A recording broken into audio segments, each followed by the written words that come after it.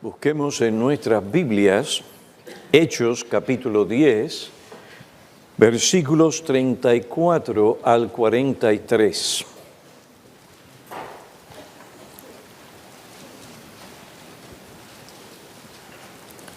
Entonces Pedro, abriendo la boca, dijo: ciertamente ahora entiendo que Dios no hace acepción de persona, sino que en toda nación el que le teme y hace lo justo le es acepto. El mensaje que él envió a los hijos de Israel, predicando paz por medio de Jesucristo, que Él es Señor de todos. Vosotros mismos sabéis lo que ocurrió en toda Judea, comenzando desde Galilea, después del bautismo que Juan predicó. Vosotros sabéis cómo Dios ungió a Jesús de Nazaret con el Espíritu Santo y con poder, el cual anduvo haciendo bien, sanando a todos los oprimidos por el diablo, porque Dios estaba con él. Y nosotros somos testigos de todas las cosas que hizo en la tierra de los judíos y en Jerusalén. Y también le dieron muerte, colgándole en una cruz. A este Dios le resucitó al tercer día e hizo que se manifestara, no a todo el pueblo, sino a los testigos que fueron escogidos de antemano por Dios. Es decir, a nosotros que comimos y bebimos con Él después que resucitó de los muertos, y nos mandó a predicar al pueblo y a testificar con toda solemnidad que este Jesús es el que Dios ha designado como juez de los vivos y de los muertos. De este dan testimonio todos los profetas, de que por su nombre todo el que cree en él recibe el perdón de los pecados. Vamos a tener un momento de oración, pues ¿quién es suficiente para estas cosas? Si el Hijo de Dios proclamó el Evangelio con la ayuda, asistencia y unción del Espíritu y con poder, ¿cuánto más entonces nosotros? ¿Cuánto más el predicador? Busquemos el rostro de Dios en oración. Oh Padre, tú que con poder llegaste a aquella casa de Cornelio, mientras predicaba tu palabra a Pedro, la cual trajo salvación, nosotros nos acercamos a ti implorando que nuevamente tú por tu Espíritu vengas y nos visites y capacites a los oyentes como al predicador, para que la proclamación del Evangelio sea usada para el bien de las almas, especialmente para aquellas almas que están perdidas, que viven sin ti y sin esperanza en este mundo. Ven y habla paz a sus corazones mediante Cristo en esta mañana. Te lo imploramos en el nombre de Cristo. Amén. El capítulo 10 de los Hechos es uno de los capítulos más importantes de este libro. Su importancia radica en que explica cómo el Evangelio, que algunos pensaban era exclusivamente para los judíos, mediante una maravillosa intervención y revelación de Dios, llegó a ser de hecho el Evangelio para todo el mundo. Esta verdad llevó a James M. Boyce a decir: los gentiles deben estar agradecidos por este capítulo, ya que es por esta revelación que ellos pueden acercarse a Dios como gentiles. Hoy el Evangelio se predica a los gentiles como gentiles y no se les exige que nos convirtamos en judíos con el fin de llegar a ser seguidores de Jesucristo, ya que Él es Señor de todos. Esto significa que Él es el Salvador y Señor de los judíos como judíos y de los gentiles como gentiles. Así que los gentiles no tienen que venir a la iglesia con sus cabezas cubiertas, no tienen que comer comida kosher, no tienen que hacer peregrinaciones anuales a Jerusalén para las fiestas requeridas. Esto no siempre fue así. Y la razón por que no lo es ahora es por lo que se dice en Hechos capítulo 10. Este capítulo es de crucial importancia para la forma en que el cristianismo se ha convertido no en una religión judía, sino en una religión mundial.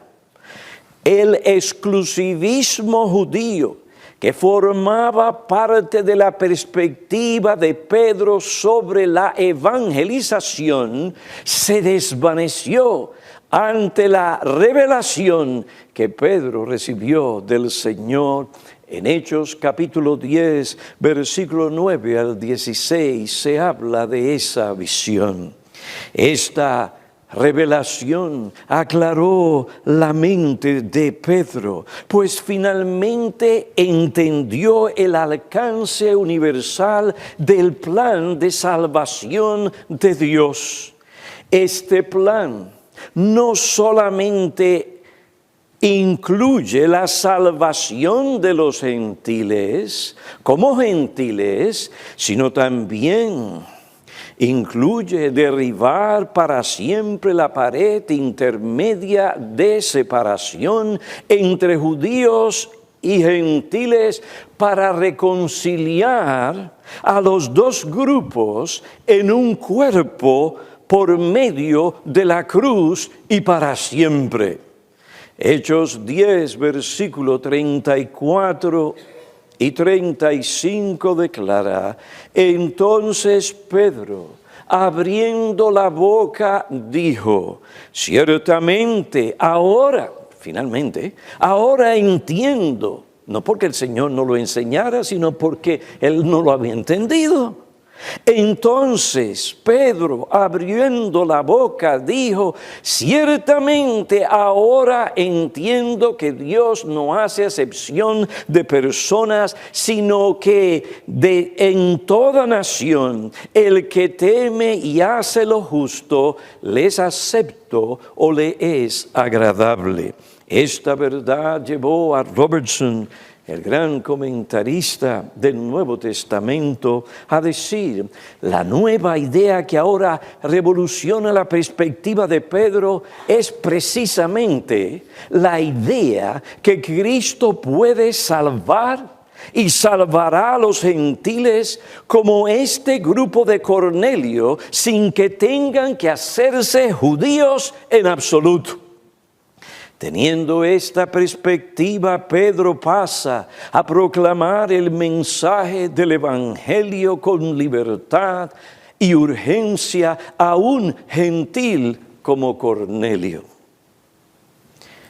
A un gentil como aquel hombre que, aunque era un hombre sinceramente religioso, conocido por su moralidad, sus buenas obras, su bondad, sus oraciones y su generosidad, aún así necesitaba que Dios le salvara de sus pecados.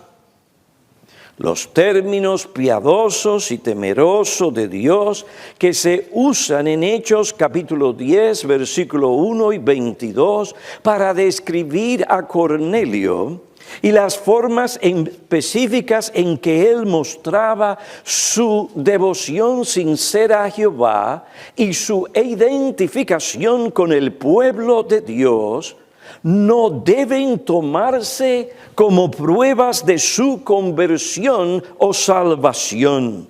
Si así fuera, no hubiera sido necesario que Pedro predicara el mensaje del Evangelio a este hombre, a sus parientes y a sus amigos íntimos.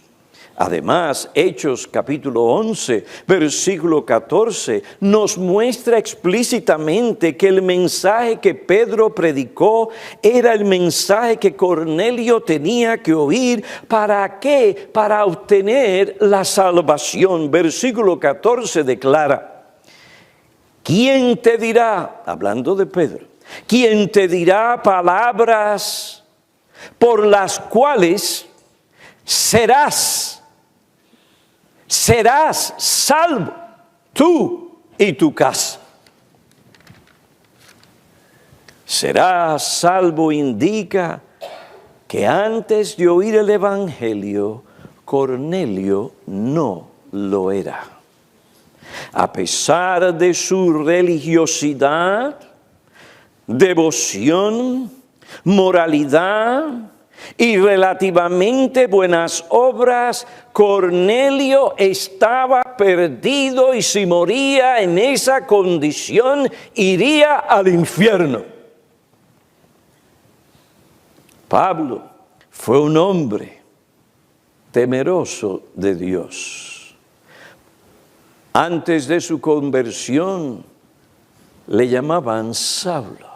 Saulo fue un hombre muy religioso, aún más religioso, moral y temeroso de Dios en un sentido natural con ciertos aspectos religiosos que Cornelio, pero aún así estaba perdido. Cristo tuvo que aparecérsele y mostrarse, manifestarse, y este hombre que no conocía a Cristo como su Señor y Salvador por medio de la revelación divina, vino a conocer a Cristo. Usted puede ser muy religioso, estar comprometido con alguna denominación, usted puede orar y hacer oraciones continuas y ser sincero, y la gente, al ver sus buenas obras y que usted no vive una vida disoluta, puede pensar y decir que usted es un hombre temeroso de Dios.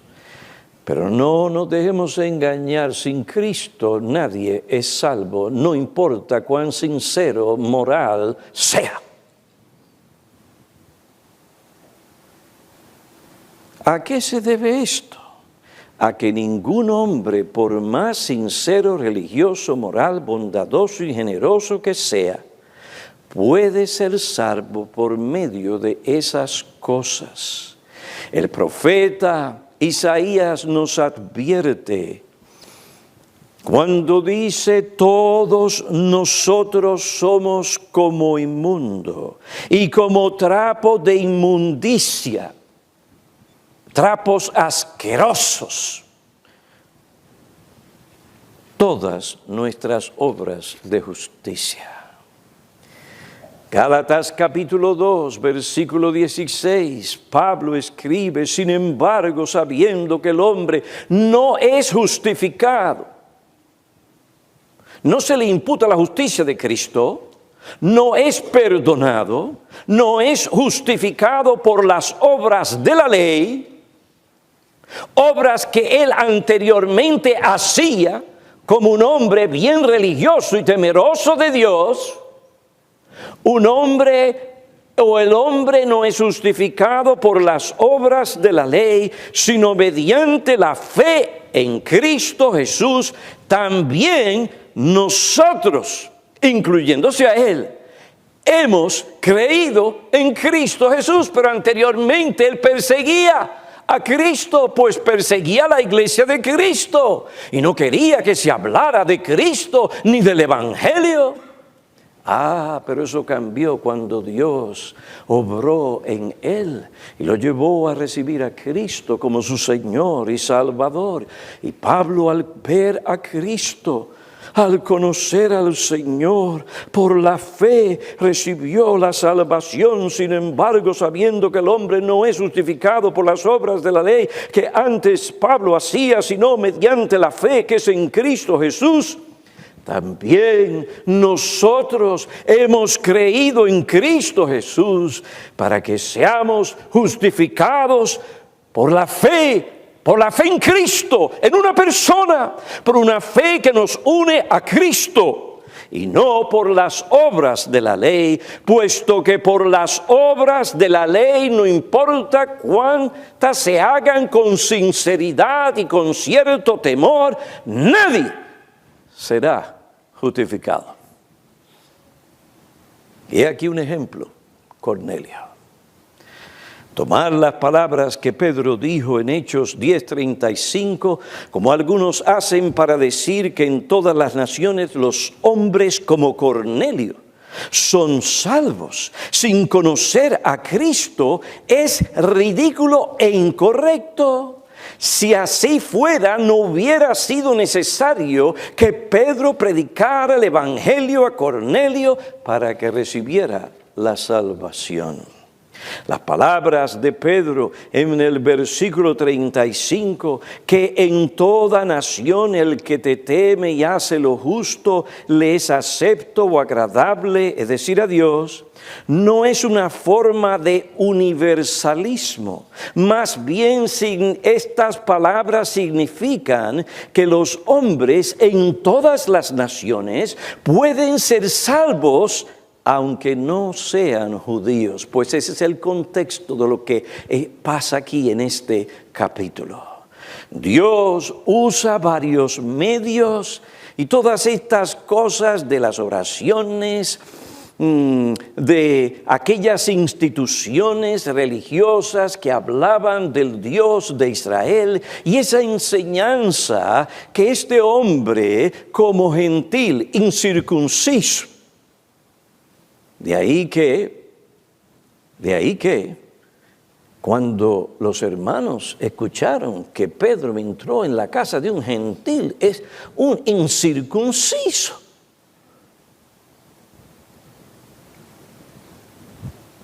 En todo sentido de la palabra, Cornelio no era un prosélito. Un prosélito se unía y era recibido dentro del contexto religioso de Israel, pero era un incircunciso, gentil. Y un judío no entraba a la casa de un gentil incircunciso a comer con él.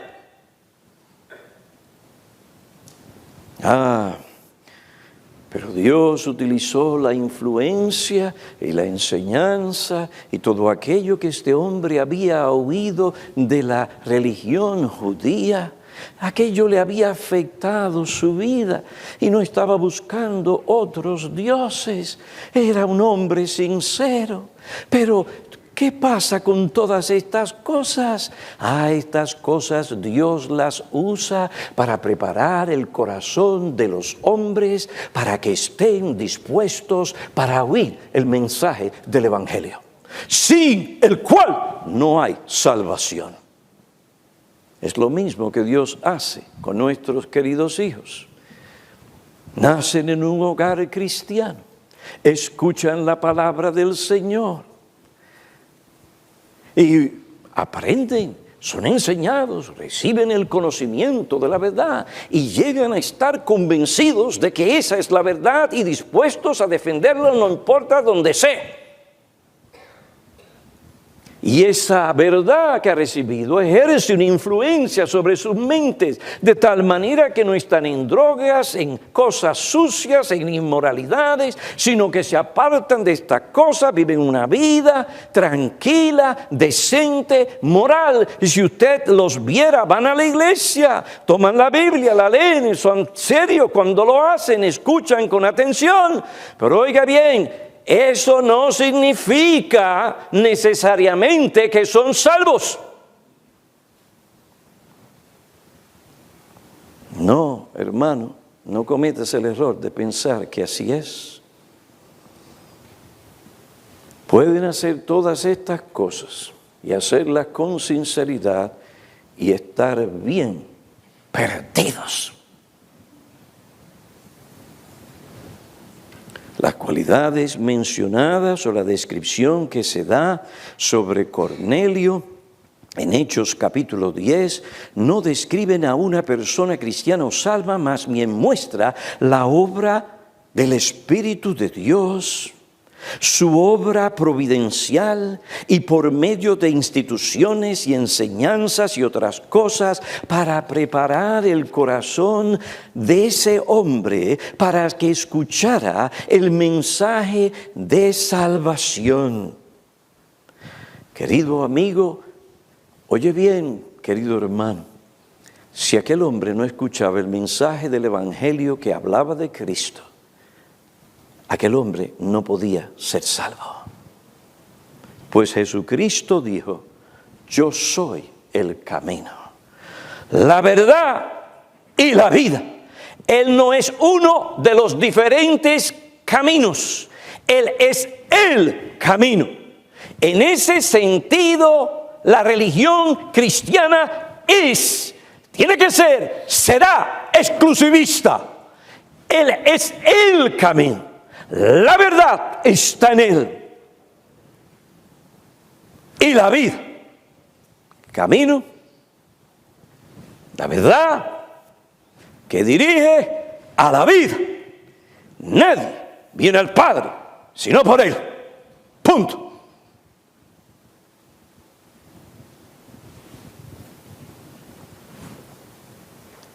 Esta verdad debería animar a los padres que instruyen a sus hijos en el Señor.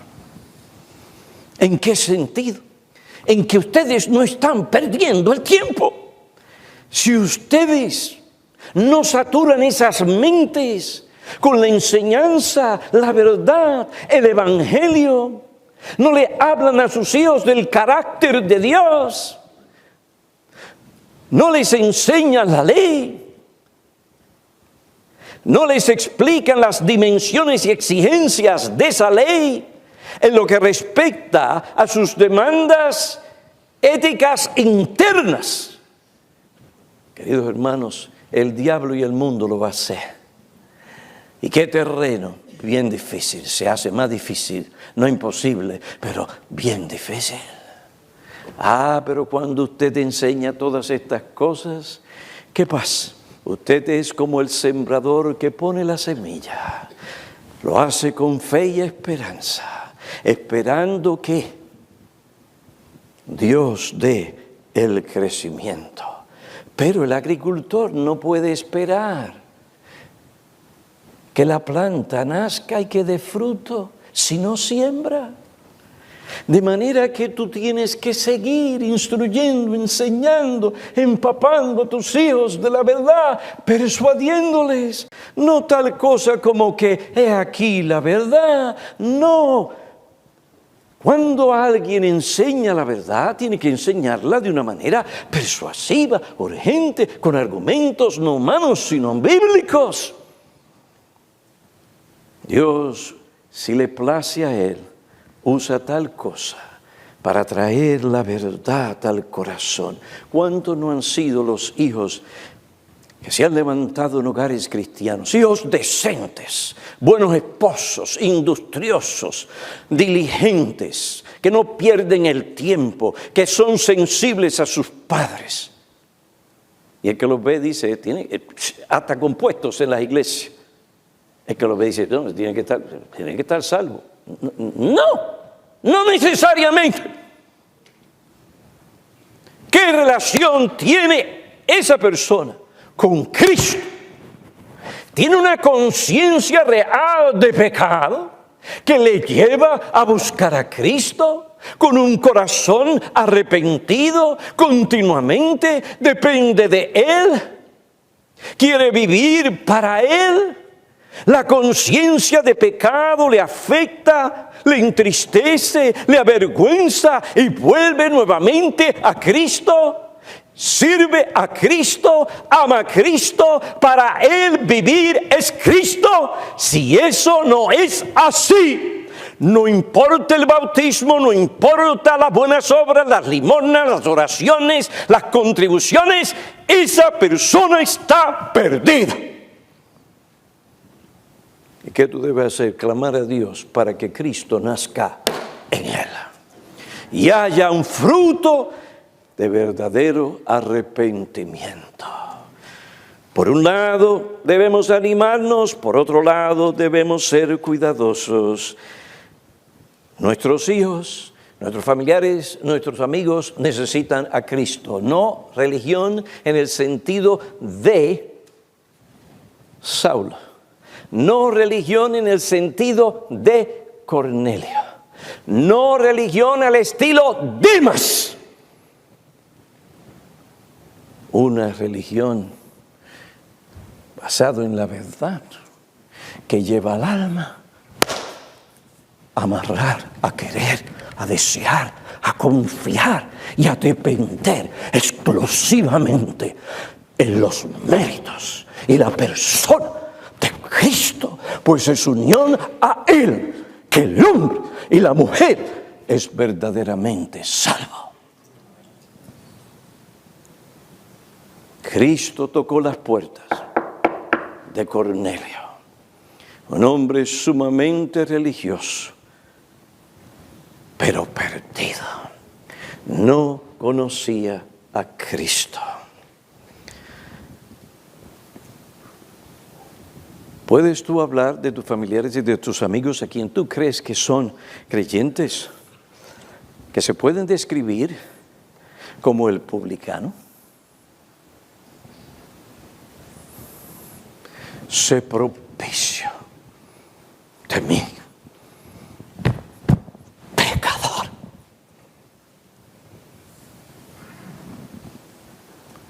Padre, no te dejaré hasta que me bendigas. Y por tu palabra y tu espíritu comuniques palabras de salvación a mi alma. El sermón de Pedro, como indica pues, tiene 3 partes. En la primera parte, Pedro describe cómo él llegó a donde él está y cómo percibió lo que Dios estaba haciendo o está haciendo en aquel momento. Versículo 34 y 35. En la segunda parte del sermón encontramos el cuerpo del mensaje que comienza en el versículo 36 hasta el versículo 42. El sermón termina con un llamado a creer en Cristo para el perdón de pecados. Al principio de su mensaje, Pedro expresa palabras de alto contenido que remueven los prejuicios y la discriminación racial de siglos. Estas palabras subrayan la imparcialidad de Dios. Versículo 34, Dios no hace acepción de personas. La elección de Israel entre las naciones y las bendiciones y los privilegios concedidos a esta nación no fue un acto parcial por parte de Dios, sino un acto de la gracia de Dios. Además, tal elección en el plan de Dios procuraba no solo la salvación de los descendientes verdaderos de Abraham, según la promesa, sino también la salvación de los que Dios eligió de entre todas las naciones. Por esta razón Dios dijo a Abraham: en ti en tu simiente, Cristo, en ti serán benditas todas las naciones. Pedro comenzó su sermón señalando el carácter de Dios. Él es un Dios imparcial. Pedro, abriendo la boca, no solo comunicó cómo llegó a aquel lugar y lo que percibió del propósito divino sobre el alcance universal del Evangelio, sino que también, ¿qué hizo? Les predicó el Evangelio. Eso mismo, el Evangelio. El Evangelio. Lo importante de este sermón es que se trata simple y llanamente del mensaje básico del Evangelio. Un estudio de este sermón muestra que Pedro no cambió ni alteró el mensaje del Evangelio para hacerlo más aceptable a este grupo de personas que procedían de otro trasfondo cultural diferente al suyo. Es verdad que debemos proclamar el mensaje del Evangelio en un lenguaje inteligible y apropiado para que pueda ser entendido por los oyentes, pero no debemos seguir el ejemplo de aquellos cristianos que sucumben a la tentación de redefinir, alterar, modificar o recrear el Evangelio para que resulte más atractivo o apetecible o menos ofensivo a los oyentes. Nunca debemos cambiar, modificar o recrear el mensaje del Evangelio. Debemos proclamarlo en toda su pureza, como hizo Pedro cuando predicaba a aquellos gentiles de otro trasfondo cultural. El Evangelio, dado a los apóstoles desde el principio de la iglesia, su proclamación que ha formado la sustancia o el corazón de la predicación de la iglesia a través de las edades, es lo que debemos predicar hoy, seamos un grupito o seamos un grupo grande. No puede cambiar la sustancia del mensaje. Si predicamos o enseñamos otra cosa que no sea el Evangelio, que los apóstoles predicaron, que Jesucristo predicó, nos haremos daño a nosotros mismos, debilitaremos a la iglesia y seremos un obstáculo para que los pecadores se conviertan a Cristo. Aquel día en Cesarea fue un día maravilloso. Aquel día en Cesarea, en la casa de Cornelio, Pedro, aquel grupo pequeño, abrió su boca para proclamar el Evangelio sin prejuicios raciales. Lucas registra en forma esquemática el mensaje que Pedro predicó. En este resumen aparecen los elementos esenciales del verdadero Evangelio.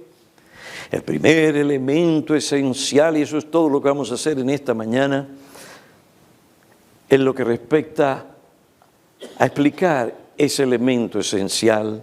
El primer elemento esencial del Evangelio que Pedro menciona es que el Evangelio es el mensaje de las buenas nuevas de paz. Fíjense qué sencillo y qué simple. Pedro no fue con rodeos. Él predicó las buenas nuevas de paz, el glorioso mensaje de la paz por medio de Jesucristo, que es Señor de todos. Sin Cristo el hombre no puede jamás tener paz con Dios. La ausencia de paz entre Dios y el hombre implica que existe una lucha. El hombre no tiene paz porque cada día lucha con Dios, su Creador y Señor. y juez. Aunque tú, mi amigo inconverso, pienses en tu corazón o digas con tus labios que estás bien y el mundo diga lo mismo de sí mismo, Dios el juez omnisciente y veraz dice que tú y el mundo luchan contra Él. Esta es una lucha sin tregua hasta la muerte. Esta lucha que revela la rebelión del hombre contra Dios se desprende de la enemistad y el odio que hay en el corazón del hombre hacia Dios. Romanos 5:10 nos habla de tal cosa, describe a los hombres en su estado perdido como enemigos de Dios. Colosenses 1:21 dice, y aún vosotros antes erais alejados y erais de ánimo hostil, literalmente enemigos en la mente, ocupados en malas obras. La enemistad y el odio del hombre hacia Dios se manifiesta, se ve en la impiedad de los hombres que no buscan a Dios como Dios dice que tienen que buscarle. Se ve en la injusticia de los hombres que con injusticia restringen la verdad. Estos no reconocen a Dios, prefieren adorar a la criatura antes que su creador. La Biblia dice que están llenos de toda injusticia, maldad, avaricia y malicia. Están colmados, según Romanos, al principio de la epístola, están colmados de envidia, homicidios, pleitos, engaños y malignidad. ¿Qué es lo que usted ve en la intención de ese terrorista que envía 7 o 9, no sé cuántas son, bombas para visitar al expresidente Obama, a la señora Clinton y a los grandes? Tal vez algunos estarían diciendo, bueno, nos libramos de eso. No, pero eso es horrible. Eso no es así. Imposible. Ni el pensamiento debe pasar por la mente. ¿Qué refleja ese individuo? Está lleno de impiedad, no teme a Dios, de injusticia, de rebelión. Dios dice no matarás. ¿Cómo tú vas a hacer tal cosa? ¿Y qué de ese otro salvaje que entra a una sinagoga, cobarde, de personas no armadas, y mata a 11? Esto debe entristecer nuestros corazones. Pero la maldad es real. La enemistad del hombre contra Dios es real. La hostilidad del hombre hacia Dios, hacia la ley de Dios, es real. El pecado es real. El hombre viola la ley de Dios porque es un pecador. Su corazón es un corazón malo. No llega a ser tan vil y tan perverso y malvado como pudiera llegar a ser, porque Dios en su providencia a través de las diferentes instituciones y de su espíritu restringe la maldad del hombre. Tú no eres tan malo como podrías llegar a ser si no fuera por las influencias de Dios. Porque si Dios te deja a la corrupción de tu corazón interna, podrías ser un Hitler.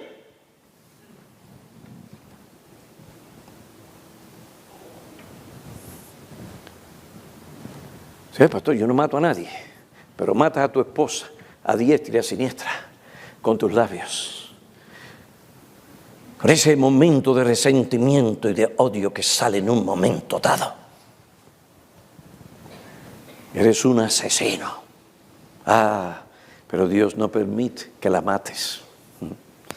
te restringe. Pero tú eres un pecador. Hermanos, el Evangelio son las buenas nuevas para los pecadores que están en lucha contra Dios. Son chismosos, detractores, aborrecedores de Dios, insolentes, soberbios, jactanciosos, inventores de lo malo, desobedientes a los padres, indignos de confianza, sin amor, despiadados, no buscan a Dios. Si pudieran matar literalmente a Dios, lo harían. Y esto fue lo que hicieron cuando el Hijo de Dios se encarnó.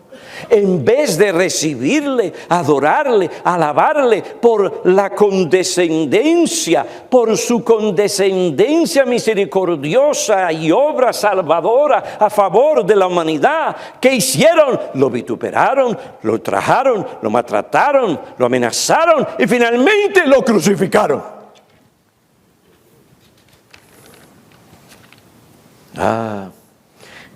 Pero cuán grande y sorprendente y poderosa es la gracia de Dios, que tomó aquella muerte como el fundamento sobre el cual Dios obra la reconciliación entre Él y los hombres. La maravilla de la maravilla es la muerte de Cristo. Dios y su gracia, supliendo lo que el hombre necesita para sacarlo de su miseria y su condición que le dirige al infierno, para que tenga paz, ser reconciliado con Dios por la muerte del Hijo, el Hijo que sufrió lo que tú tienes que sufrir, lo que vas a sufrir si no te arrepientes. Dios envió a su Hijo y por medio de Él habla paz y palabras de reconciliación. Invita al pecador a venir a Él, a creer en Cristo para la salvación de su alma. Otro dijo, la muerte expiatoria del Señor Jesucristo al pagar el precio por el pecado, finalizó la hostilidad y trajo la paz entre Dios y el hombre.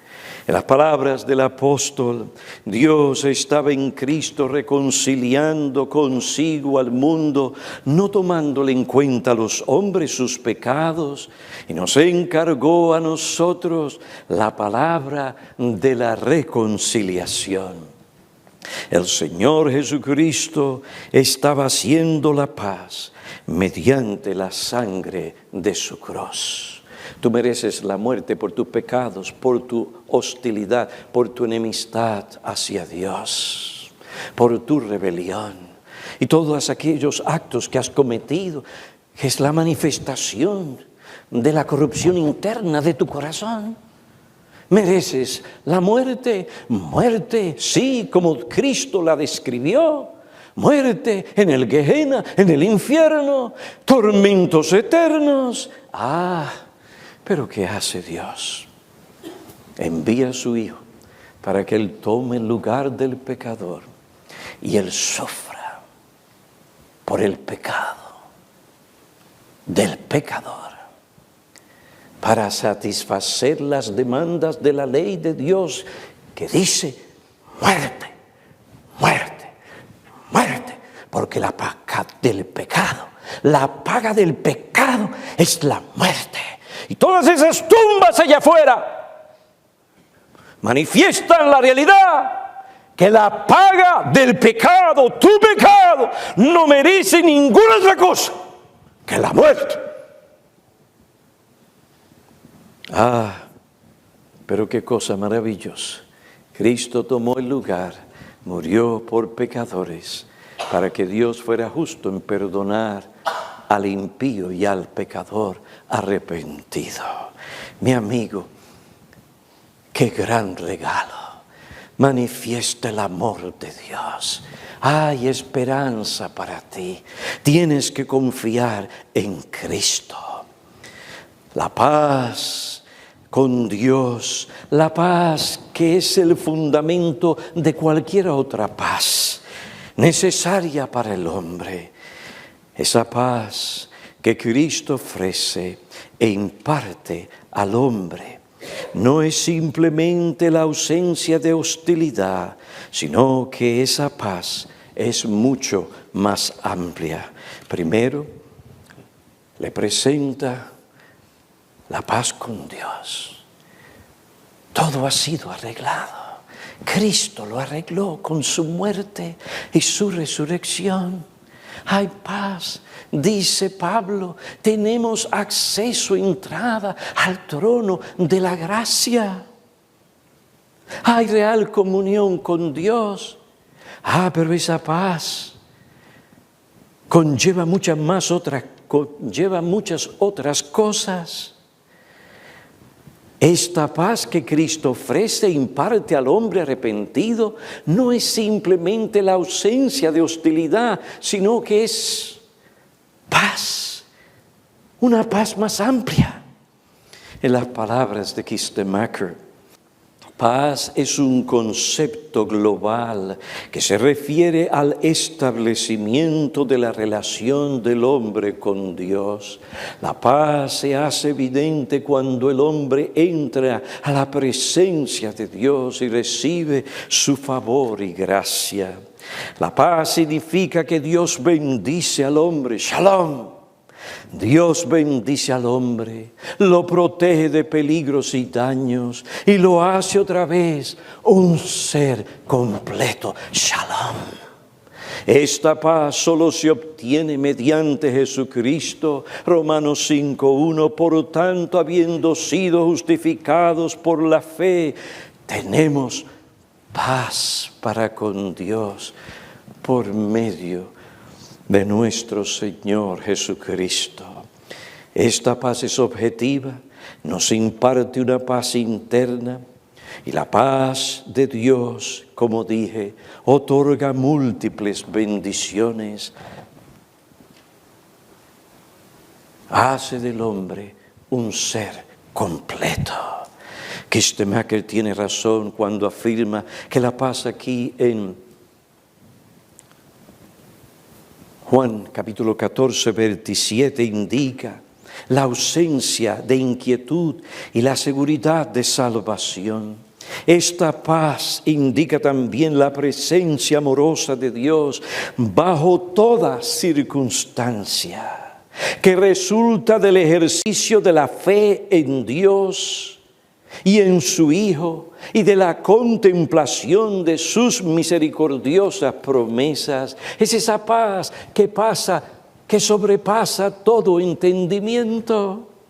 MacArthur amplía este concepto, dice, la paz a la cual Jesucristo se refiere en Juan capítulo 14 y que Él da es la misma paz que lo mantuvo en calma frente a la burla, al desdén, la hostilidad, el odio, la traición y la muerte.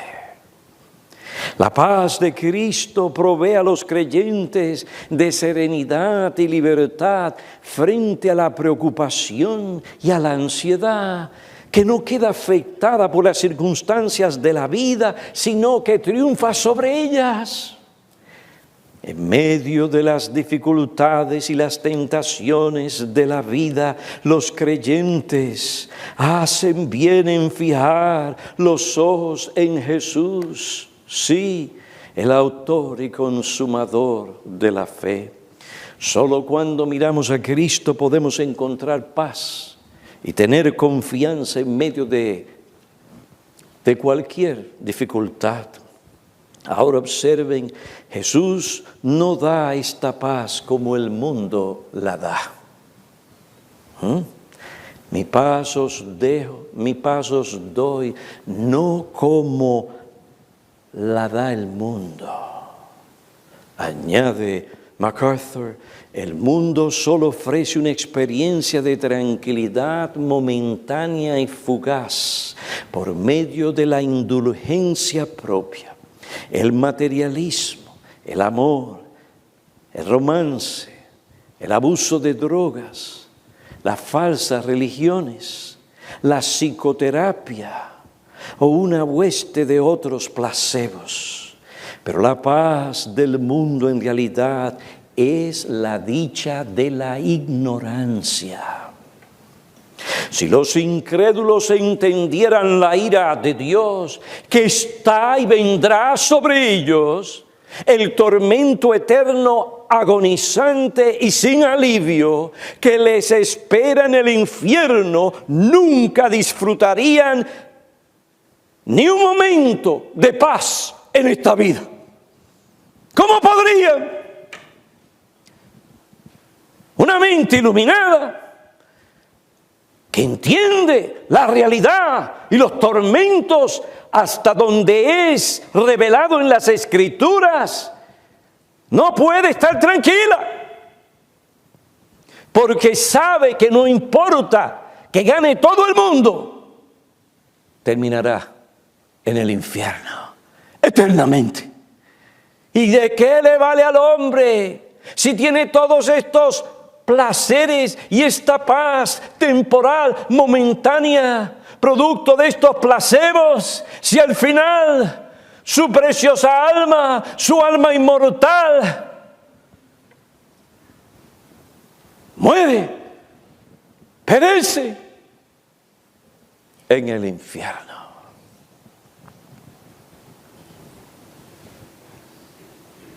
La Biblia enfatiza repetidas veces que la paz del mundo es inadecuada.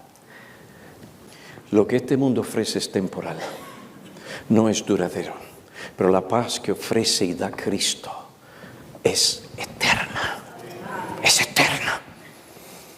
completa, te hace completo. La paz basada en las circunstancias positivas, temporales, o el escapismo ignorante, me voy, huyo de mis problemas, es el lenguaje del mundo. La paz basada en las circunstancias positivas, temporales, o el escapismo ignorante no es paz auténtica en lo absoluto. La razón por la que las personas carecen de paz no es emocional, psicológica o circunstancial, sino teológica. Solo quienes conocen a Jesucristo en verdad pueden tener paz con Dios y por ende experimentar la paz verdadera en la vida, no importa cuáles sean las circunstancias. Esa es la paz que el mundo no entiende. La paz que pasa, sobrepasa todo entendimiento. Eso último fue una cita. El Evangelio es un mensaje sobre la paz que se obtiene mediante Jesucristo, que Hechos 10:36 identifica como Señor de todos. Observen, Pedro dice, Él, Señor. Refiriéndose a Jesucristo, Él es Señor de todos. Esta declaración nos enseña que Jesucristo no solo es el Salvador de judíos y gentiles, sino que también indica que Él es Dios, pues el único que puede salvar al hombre de su pecado es Dios. Y por esto le dieron el nombre a aquel niño que se convirtió en un hombre y llegó a ser el Salvador del mundo, Emmanuel, Dios con nosotros, pues solo Dios salva de pecado. Porque Él es Dios, puede establecer la paz entre Dios y los hombres. Solo Dios mismo puede hacer esto y lo ha hecho por medio de la cruz. Por medio de su muerte, Jesucristo remueve nuestras ofensas contra Dios, satisface las demandas de la ley divina y, aleluya, nos otorga el perdón. El Evangelio es el mensaje sobre las buenas nuevas de paz por medio de Jesucristo. Paz con Dios, acceso al cielo, comunión con Dios, paz interna, ausencia de inquietud, la seguridad de salvación a medida que uno confía en Dios y sus promesas. Paz con nuestro prójimo, porque no puede haber paz, real paz con nuestro prójimo si nosotros estamos gobernados por el pecado. Paz en un sentido global, es decir, el gozo y la quietud interna que uno siente cuando por la fe en Dios uno goza del cuidado, la protección, la guía y la bendición de Dios. Sí, esta es una paz que experimentamos aún en la aflicción y en la adversidad.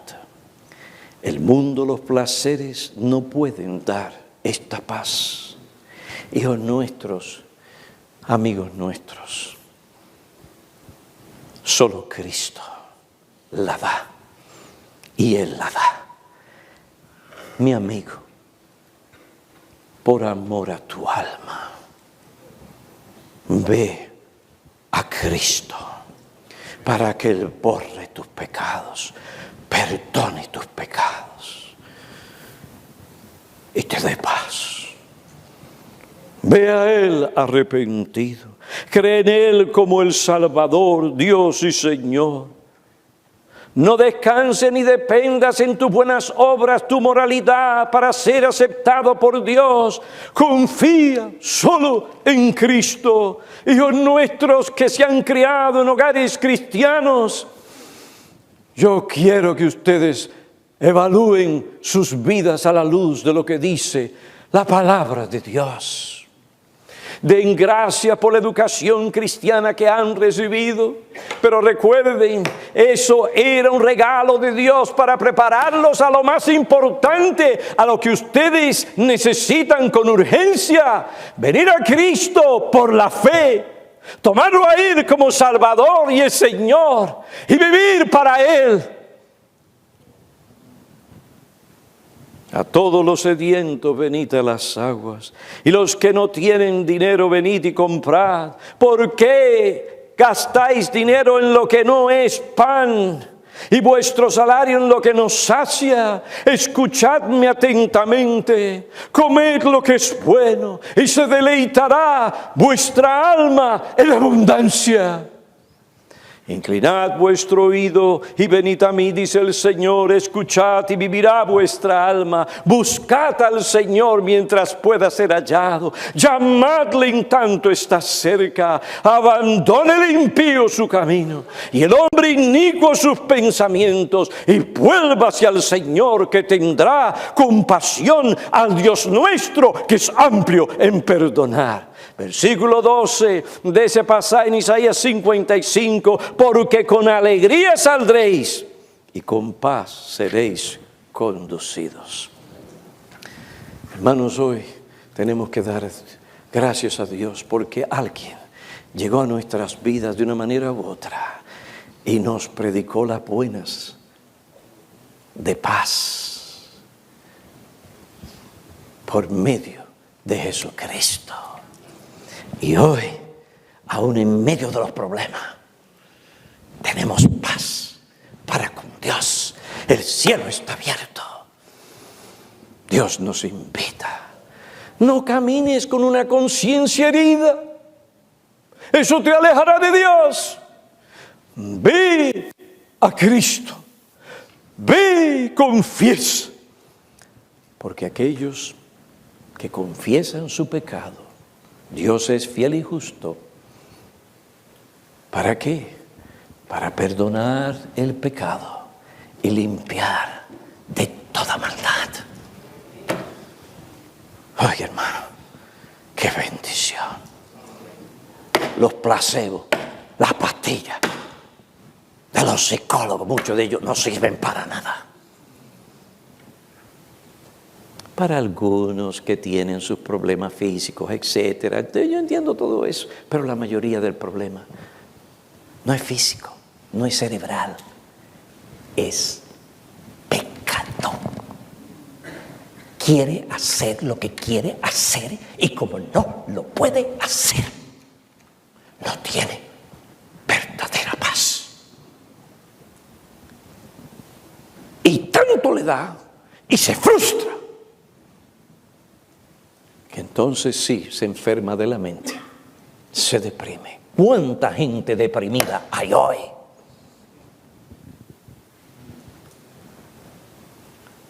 Van a los psicólogos y a los psiquiatras y ellos no pueden dar paz por medio de sus pastillas y de sus trucos. Pastor, usted está diciendo que todos los psicólogos... No, tienen su lugar, esto, aquello y lo otro, sí está bien. Pero en general, no me vengas con cosas. Es pecado.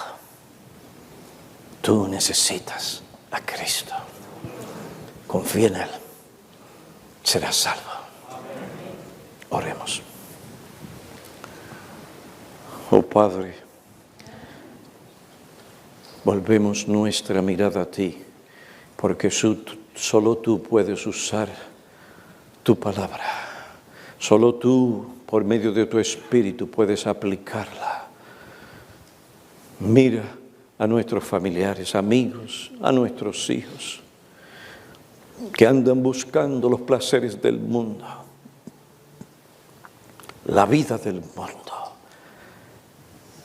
para alcanzar felicidad y paz. Y descuidan y abandonan el cuidado de sus almas y no buscan la salvación. Ten misericordia, oh Dios del cielo. Ven con poder y gracia, como llegaste a Cornelio. Abriste su corazón como lo hiciste con Lidia, y creyó él y su familia, y fueron salvos.